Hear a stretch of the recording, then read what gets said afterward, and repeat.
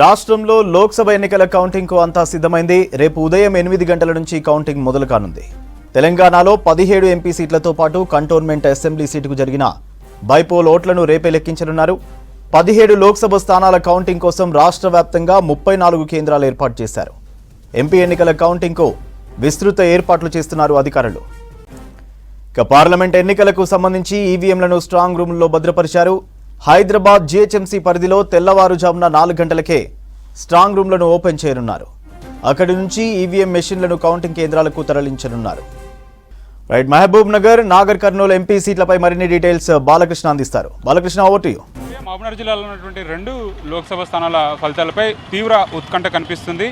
ఎందుకంటే exit polls results వచ్చిన తర్వాత 2 పార్టీలో కూడా టెన్షన్ వాతావరణం అయితే క్లియర్గా కనిపిస్తుంది. మహబూబ్నగర్ అట్లాగే నార్కల్ 2 కూడా బీఆర్ఎస్ సిట్టింగ్ స్థానాలు. అయితే ఇందులో బీఆర్ఎస్ పాత్ర ఏ విధంగా ఉంటుంది, కాంటెస్ట్లో అంటే తీవ్రమైన పోటీ ఇస్తుందా లేకపోతే ఏ ప్లేస్లో ఉంటుంది అనేది మాత్రం చాలా ఆసక్తికరంగా మారుతుంది. దీంతోపాటు 2 ప్రధాన పార్టీలు, జాతీయ పార్టీలు, అటు కాంగ్రెస్ కానీ బీజేపీ 2 పార్టీల అభ్యర్థులమైన తీవ్రమైనటువంటి పోటీ కనిపించింది. అటు ప్రచారంలో కానీ లేకపోతే పోలింగ్ టైంలో కూడా 2 పార్టీలకు సంబంధించినటువంటి పోటాపోటీ వాతావరణం అయితే క్లియర్గా కనిపించింది. క్యాంపెయినింగ్ కనుక పరిశీలిస్తే క్యాంపెయినింగ్ కూడా 2 పార్టీలు అటు మహబూబ్నగర్, నార్కల్ 2 లోక్సభ స్థానాల్లో కూడా జోరుగా ప్రచారం నిర్వహించారు. కాంగ్రెస్ తరఫున పూర్తి ప్రచార బాధ్యతలన్నింటినీ కూడా రేవంత్ రెడ్డి బాధ్యత తీసుకుంటే, అటు బీజేపీ సంబంధించి ప్రధానమంత్రి నరేంద్ర మోడీ అట్లాగే అమిత్ షా, వివిధ రాష్ట్రాల ముఖ్యమంత్రులు కూడా మనం చూసాం. అసోం ముఖ్యమంత్రి కానీ అట్లాగే గుజరాత్ ముఖ్యమంత్రి వీళ్ళంతా కూడా ప్రచారంలో పాల్గొన్నారు, ప్రచారాన్ని ముమ్మరం నిర్వహించారు. సో దీంతోపాటు మోడీ చరిష్మా అట్లాగే మోడీ చరిష్మాని బీజేపీ నమ్ముకుంటే, అటు కాంగ్రెస్ పార్టీ ఏమో సీఎం రేవంత్ రెడ్డి సొంత జిల్లాలో ఈ 2 గెలిపించుకోవడం అనే ఒక ప్రతిష్టంభన తీసుకోవడం వల్ల కాంగ్రెస్ పార్టీ పూర్తి స్థాయిలో కూడా ఈ 2 స్థానాల మీద ఓపిక పెట్టుకుంది. మనం అసెంబ్లీ ఫలితాలను కనుక గమనిస్తే 14 అసెంబ్లీ స్థానాలు ఉంటే అందులో 12 కాంగ్రెస్ పార్టీ కైవసం చేసుకుంది. ట్రెడిషనల్ ఓటింగ్ అనేది మహబూబ్నగర్ జిల్లాలో కాంగ్రెస్ పార్టీకి కంచుకోటగా భావిస్తుంది. ఇట్లాంటి టైంలో ఖచ్చితంగా 2 స్థానాలను కాంగ్రెస్ పార్టీ పెద్ద మెజార్టీతోటి విజయం సాధిస్తుందని కాంగ్రెస్ పార్టీ ఏదైతే ధీమాగా ఉందో అదే రేంజ్లో బీజేపీ నాయకులంతా కూడా, శ్రేణులంతా కూడా అదే భావిస్తున్నారు. ఎగ్జిట్ పోల్స్ రిజల్ట్స్ కూడా తమకు అనుకూలంగా ఉన్నాయని చెప్పి బీజేపీ నాయకులంతా కూడా భావిస్తున్నారు. మహబూబ్నగర్లో పర్టికులర్గా మహబూబ్నగర్ గురించి పరిశీలిస్తే, మహబూబ్నగర్లో డీకేఆర్న బీజేపీ తరఫున బరిలో ఉంటే, కాంగ్రెస్ పార్టీ నుంచి చెల్లా వంశీచంద్రెడ్డి పోటీలో ఉన్నారు. అట్లా బీఆర్ఎస్ నుంచి సిట్టింగ్ ఎంపీ మన్నే శ్రీనివాస్ రెడ్డి పోటీలో ఉన్నారు. సో ఈ ముగ్గురు మధ్య తీవ్రమైన పోరు నెలకొన్నప్పటికీ కూడా బీఆర్ఎస్ సంబంధించిన ఓట్లు ఏ పార్టీకి వెళ్తాయనేది మాత్రం చాలా ఉత్కంఠ కనిపిస్తుంది. క్లియర్గా క్రాస్ ఓటింగ్ అయితే అది ఏ పార్టీకి మేలు చేస్తున్నది మాత్రం చాలా ఉత్కంఠ కనిపిస్తుంది, ఆసక్తికరంగా మారింది. మహబూబ్నగర్ రిజల్ట్ అయితే ఒక రాష్ట్ర వ్యాప్తంగా ఉత్కంఠ కనిపిస్తుంది అని చెప్పవచ్చు. 2 పార్టీలు చాలా ప్రతిష్టాత్మకంగా తీసుకున్నాయి.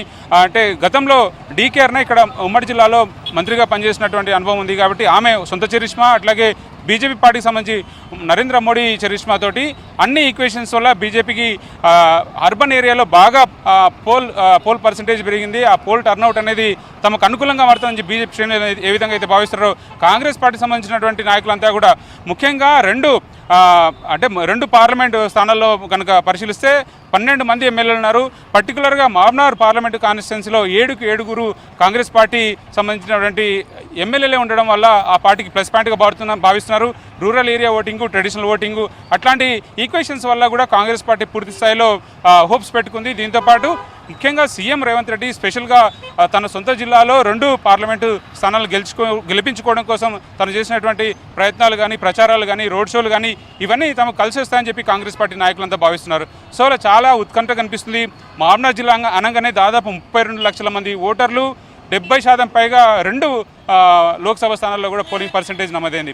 2014తో పోలిస్తే ఈసారి పోలింగ్ పర్సంటేజ్ ఈక్వల్గా కనిపిస్తుంది. 2019లో మాత్రం ఈసారి జరిగినట్టు పోలింగ్ పర్సంటేజ్ కన్నా తక్కువ నమోదైంది. సో ఈసారి జరిగినటువంటి పోలింగ్ పర్సంటేజ్ కూడా అది ఎవరికి ప్లస్ అవుతుందనే ఒక టెన్షన్ అయితే, ఒక ఉత్కంఠ, ఒక ఆసక్తి అన్ని రకాలు చెప్పాలంటే చాలా ఇంట్రెస్టింగ్గా మారింది. అటు మహబూబ్నగర్ కానీ ఇటు నార్కల్ కానీ రెండిట్లో కూడా చాలా ఉత్కంఠ కనిపిస్తుంది.